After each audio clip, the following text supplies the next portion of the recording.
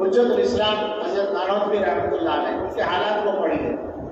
ان کے حالات میں یہ بات ہے کہ نیلی لنگی پہنے رہتے تھے اور سوتی کرتا ہوتا تھا، اور اللہ جانے بالکل ہی ان کی وضاحت اتنی معمولی تھی کہ کوئی آدمی دور سے دیکھ کر ان کو پڑھا لکھا آدمی بھی نہ سمجھے. وہ جا رہے ہیں کہیں مناظرہ کرنے اور تقریر کرنے کے لیے، اور گویا دیکھنے والے سمجھ بھی نہیں پا رہے، اور جب تقریر ہوتی ہے تو وہ سامنے والا غیر مسلم مقرر کہتا ہے کہ اگر تقریر پہ ایمان لانا ہوتا تو مولوی قاسم کی تقریر پہ ایمان لانا. اس کو عزت کہتے ہیں. حضرت گنگوہی رحمۃ اللہ علیہ کی آپ حیات پڑھیں. چند نام میں ضرور لینا چاہوں گا، اس لیے کہ آج کل یہ بھی ہو گیا کہ ہمارے طلبا کو یہ بھی پتہ نہیں کہ ہمارے بڑے کون ہیں.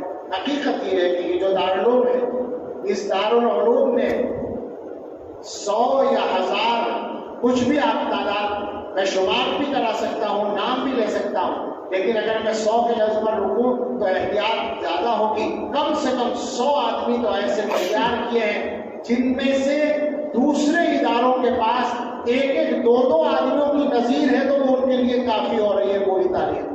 میں سچ کہتا ہوں 100 سے زیادہ دارالعلوم کے ابنا ایسے ہیں کہ ان کی مثالیں دوسرے اداروں میں 1 یا 2 یا 3 ہیں تو وہ پوری تاریخ فخر کرنے کے لیے ان کی کافی ہے. یہ عجیب جگہ ہے. حضرت گنگوہی رحمۃ اللہ علیہ کو یاد کرو اور پڑھو، حضرت نانوتوی رحمۃ اللہ علیہ کو یاد کرو اور پڑھو. حضرت شیخ الہند رحمۃ اللہ علیہ، کس کو کہتے ہیں عزت؟ شیخ الہند کا نام حکومت کر رہا ہے اور اپنے زمانے میں سبحان اللہ کیا مقام تھا اور کیا درجہ تھا شیخ الہند کا. حضرت تھانوی رحمۃ اللہ علیہ کو پڑھو اور دیکھو کہ کیا ان کے یہاں صورتحال کی کیسی عزت اللہ نے دی تھی.